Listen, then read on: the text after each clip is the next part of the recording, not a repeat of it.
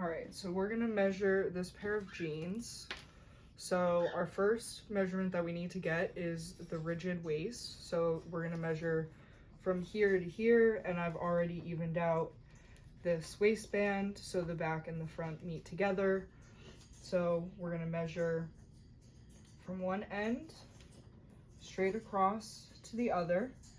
So we have 12.5.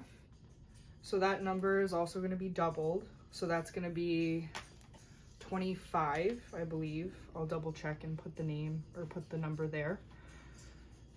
So next we're gonna do the low hip. So we even this out, make sure that everything is nice and flat. So the low hip is gonna be 6 inches down from this back right here. So we're gonna go from the center and we're gonna measure 6 inches down, which is right here. And then we need to put a pin there, so we mark our place.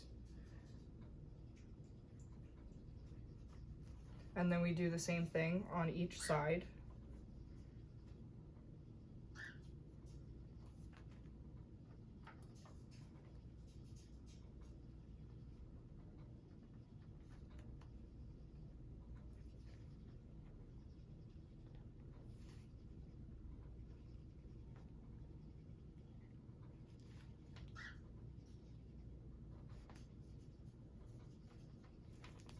And then we measure all the way across at our pin points. So we make sure we get there to the middle. And then that is 14.5. So we're also going to double that measurement, which is the measurement here. So now we're done with that. So we can remove the pins.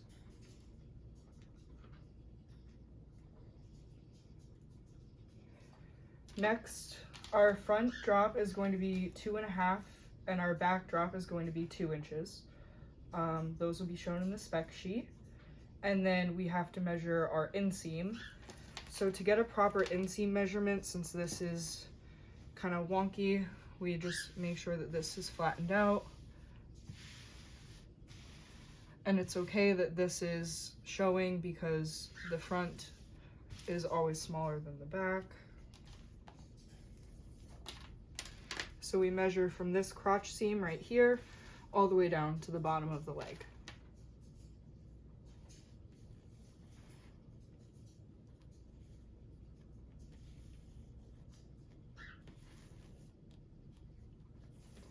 And that is 27.5 inches.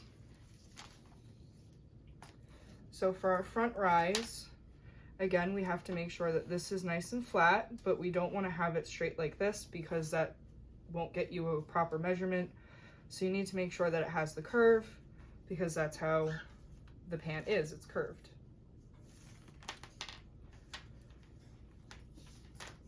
So we're going to measure from this crotch seam and follow it all the way up to the top of the pant. And we have 9.5 inches. All right, so now to get our back rise, we must do the same thing, but on the back.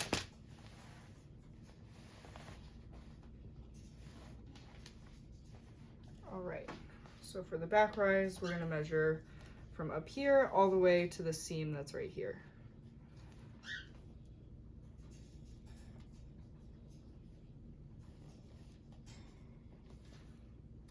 And for the back rise, we get 13.5 inches.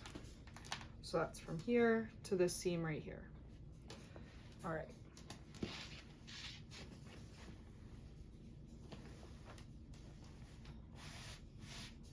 Re-flatten out our garment. So now that our garment is all flattened out again, we're going to do the same thing that we did before with the inseam and make sure that the leg is flat. So we're gonna get the thigh and the knee. So to get the thigh, we go 1 inch down, which is right here from the crotch.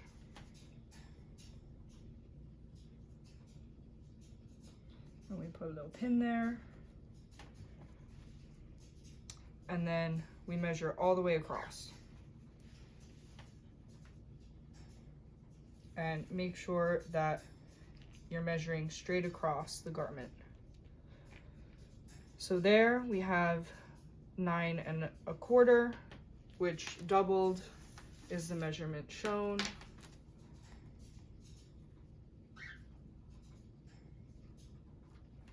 So now we do the same thing, except we go 12 inches down along the seam, which is right here.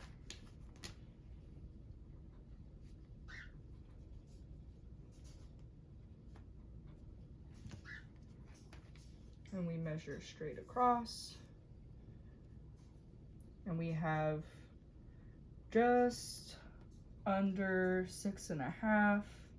So that's gonna be 6 3/8. So the double measurement is going to be this.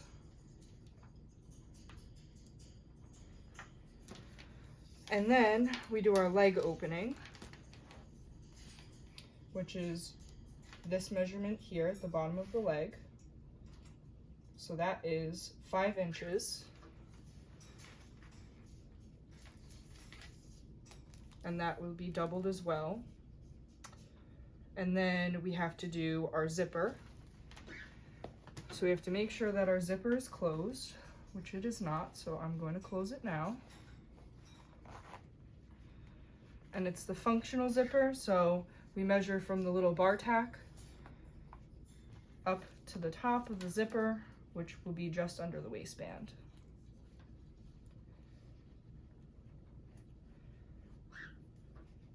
So that will be 4 3/8. All right. So we also need to get the waistband height, which is just this thickness right here. We have 1 1/2.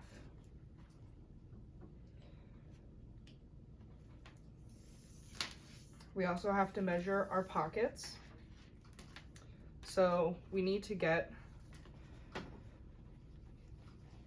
this measurement here to see how far it is from under the waistband at the side seam. So that is 1 3/4.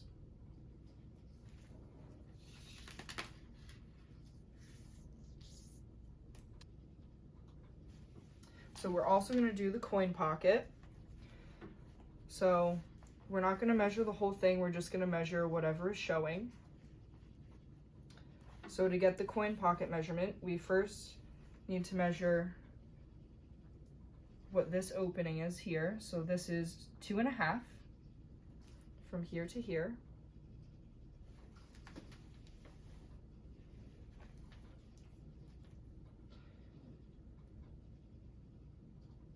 And then after we measure the top, we're going to measure the distance from this top of the pocket to the top of the coin pocket, which is 1 5/8. And then we also need to measure the distance that it is from the side seam. So we're going to start at the side seam, we're going to measure to the pocket, and it's 1 inch. So next we're going to get the fly. So that's going to be this stitching right here. So we need to get the distance that it is from the stitching to the bottom of the waistband here, and then we also need to get the width. So this length is 4 7/8, and then from side to side, it's 1 1/2.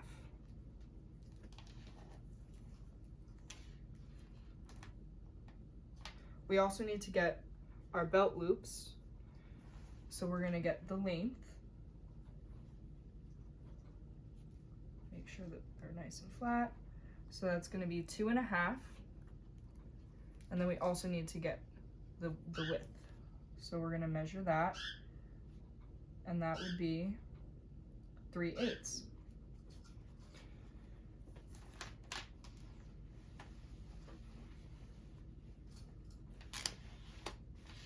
Now we're gonna move to the back. So we need to calculate what this yoke is going to be. So the yoke, we take it, we look at our side seam over here. So we know that it starts here. So we measure this up to the waistband, and that's 1/2 inch. And then we also need to get it at the center. So we do the same thing, and that's 1 3/4. We also need to measure these back pockets. So we're going to first measure this pocket opening, the top, and that's 5 1/2. We also need to get this measurement, and we also need to get the measurement to the bottom of the pocket. So we'll start here. And we've got 4 1/4. And then from the top of the pocket to the center is 5 3/8. And then we also need to get this measurement here. So that's 2 1/2. And then one more thing we need to get is we need to get our distance from here, and we need to get it also the distance from the side seam.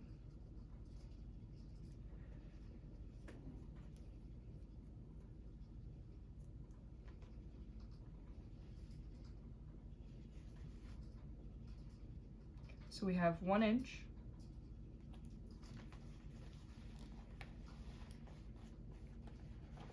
Slide this over, make it nice and flat.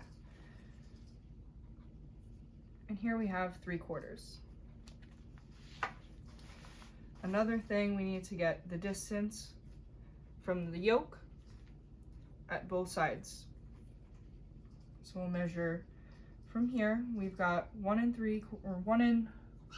3/8, my bad. And then we do the same thing.